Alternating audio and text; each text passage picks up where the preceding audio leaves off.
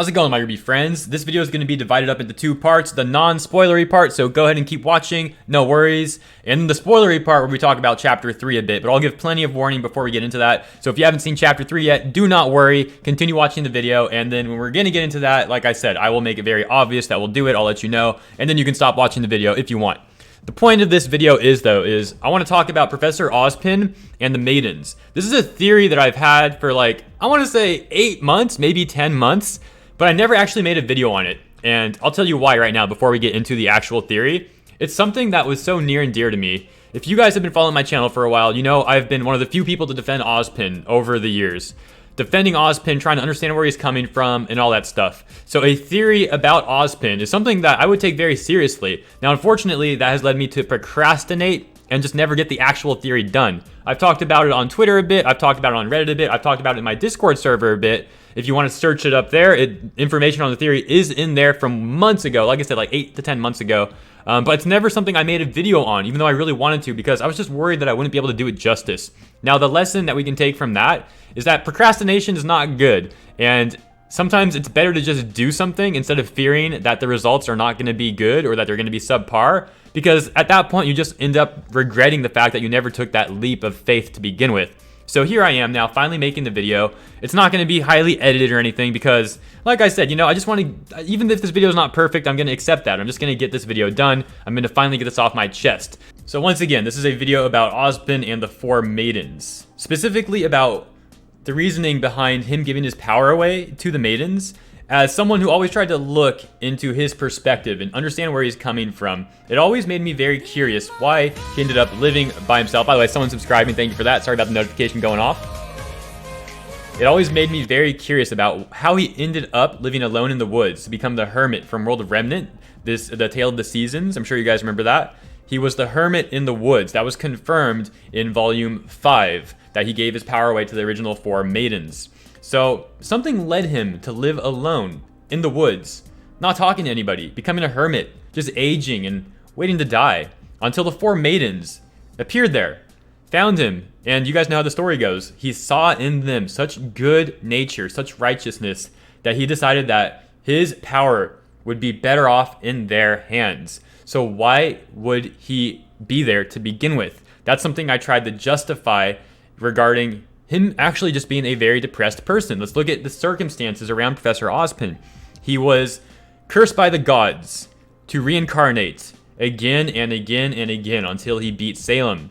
So perhaps his failures, his continued failures, he's tried over and over again, but failed over and over again. And at this point in his life, he was just in such depression and such despair that he gave up on his mission. He accepted his fate, and he decided to just live alone in the woods and not even pursue his end goal anymore. The maidens reinvigorated him somewhat. I guess he still had some doubt inside himself because he bestowed his power upon them, but perhaps he thought that the maidens having that power would be able to do more good in the world than he himself having that power and only using it to fight a failed battle over and over again. And that's why the original 4 maidens were sent out to go on missions around the world, just missions to help the citizens to use their power for good. That was the original idea for the maidens. Now, as we know, things didn't end up very well. People ended up finding out about the maidens and that the power could be transferred. They were hunted down and killed. The powers were stolen. Basically, Ozpin made a very bad mistake in giving his power away, something that he admits. He said that he's made more mistakes than any man, woman, or child. But the point of this theory is that it helps us really identify how complicated the situation behind Professor Ozpin is and how the internal struggles that he deals with is something that it causes a lot of trust issues, and it helps us understand why Ozpin does the things that he does. Now, on top of giving his power away and having that power stolen by people that hunt down the maidens, it actually nerfed him greatly as well. He doesn't have nearly as much power as he did back then.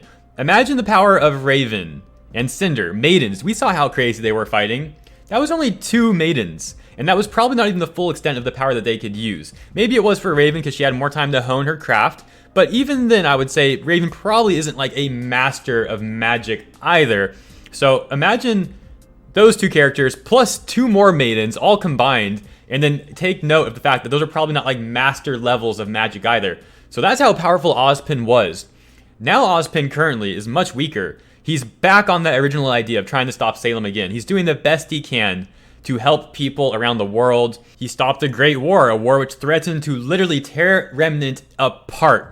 To teach people how to use their semblance and their aura, he opened up the academies, he sealed the relics instead of using them, and controlling the world. He's done the best he can using the limited resources that he can, and part of the reason why his resources are so limited is because of those 4 maidens, because he gave his power away. He's in a very tough spot now where he's forced to rely on people, and that's something he's not happy about, I can guarantee you that. He has to rely on people to try to get his objective done.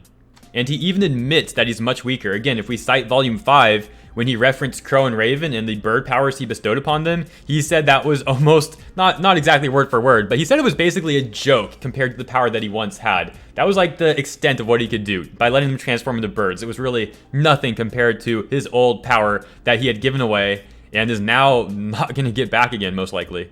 And that same power which has been taken by people that would use it for evil. Imagine that. Imagine bestowing your power as a gift to 4 girls that you think would better the world, having them being hunted down and murdered, and having that power stolen by people that would use it for evil when all you wanted was to gift your power so that it could be used for good. Imagine that. Just think about that. It's horrible. Now that said, Oz did say his cane has a few more tricks up its sleeve, but we really don't know what that means right now. But we definitely know that he is only a sliver of the wizard that he once was. So all in all, you can see this is a very complicated situation, and it's not any fun for Ozpin, trust me. He's witnessed people die for him that he doesn't like. He doesn't like seeing that. He's witnessed souls that he's merged with losing their free will. He doesn't like that. It's just all around a very bad situation. All right, so that pretty much catches you up with my original theory that I've been talking about for like the past 8 to 10 months here and there.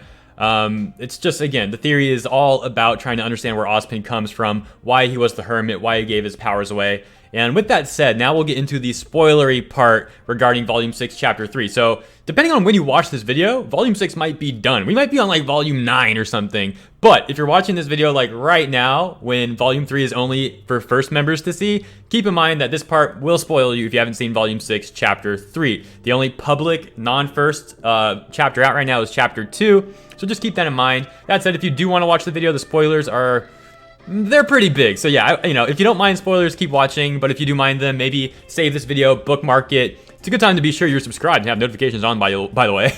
So you can be sure you can come back to this video later. I totally understand if you don't want to get spoiled. That's why I'm making the alert. Anyways, so as of Volume 6, Chapter 3, this theory is pretty much confirmed now. It even helps us understand where he came from. It confirms that some of the lifetimes that Ozpin went through were lifetimes that he spent completely defeated, completely depressed. There were some lifetimes where he didn't even try to stop Salem. He literally spent them just drinking and trying to forget about all this crazy crap happening in his life.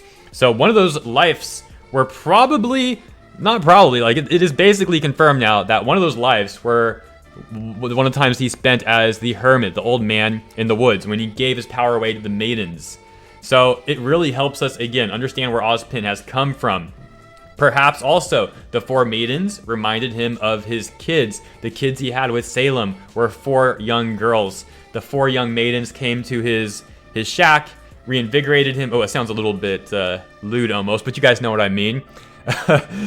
And perhaps that reminded him of his kids a little bit. So it was not only just the fact that he saw good in them, it was also that it reminded him of his old family. So he decided to bestow his powers to those 4 maidens. All in all, I think this this chapter did an amazing job of helping everybody see from Ozpin's perspective how horrible his life has been, why he doesn't trust people, why he's reluctant to talk about this stuff or give his powers away and do all that stuff. Not that he has much power to give anymore, but the point is he gave his power away, almost all of it, and then it's been taken for evil. It only caused more chaos. Ozpin just wants to have peace. He just wants the world to be peaceful. He wants people to have magic again, to be able to live and thrive. And by bestowing his magic upon the 4 maidens, he was kind of doing that, This was a world we now know where magic was no longer existing. As of Volume 6, Chapter 3, we learned that the gods wiped everything and there was no more magic left. People had to use dust to get a fragment of the magic they once had. So by Ozpin giving his magic to the 4 maidens, in a way, it was kind of a cop-out, to be honest. Instead of trying to beat Salem and really doing all he could to restore the world to what it once was, he had still given up on that mission and he decided to just give the maidens his magic and he kind of accepted that hopefully that would make up for his failures. Of course, we know later on he ended up back on track trying to get his mission done, but by that time he had given his power away, and the rest is history, literally history. So that really does it for my theory, guys. I hope this video combined with Chapter 6 opened your eyes on Ozpin a bit. Obviously, Chapter 6 opened them a lot, but if you wanted more, you know, if you wanted to hear my perspective on it or just someone's perspective on Ozpin, I hope this video kind of, I hope you guys enjoyed it. Let me just put it that way. I hope you enjoyed this video, and it goes without saying, you guys probably know I'm super excited with this chapter. This was maybe one of my favorite chapters. No, not maybe. This was definitely one of my favorite chapters of all of RWBY. I've been waiting so long for this moment, guys, where we could finally, you know, where I wouldn't just have to theorize on Ozpin being a good guy. I wouldn't have to, like, it wasn't necessarily theorizing either. I would cite what he's done as, you know, stopping the Great War, giving his power away, stealing the relics instead of using them, the stuff I already mentioned. I would always cite that as proof that I believe Ozpin is a good guy. He trained people to use their aura and semblance. Without Ozpin, they wouldn't know how to use aura and semblance. And now, as of Chapter 6, it's confirmed. Ozpin's a good man who's had a very troubled life, and I really sympathize with him, and I'm sure all of us do now, hopefully. I mean, there's still some people probably that hate him, but it is what it is, guys. So this is the theory that I've been wanting to make for a while, and now it's been confirmed, basically, and expanded on. So, again, I hope you enjoyed this video. Leave your thoughts in the comments below. If you want to support the work that I do, consider checking out my Patreon. You can donate on there, and also unlock some cool perks, including early access to my RWBY reactions, and some other reactions as well if you're into other anime. So consider taking a look at my Patreon, and don't forget to hit that like button, subscribe if you're not, all that jazz. And again, comment down below your thoughts on all this. I'll take a look, I'll get back to you, and I will see you next time.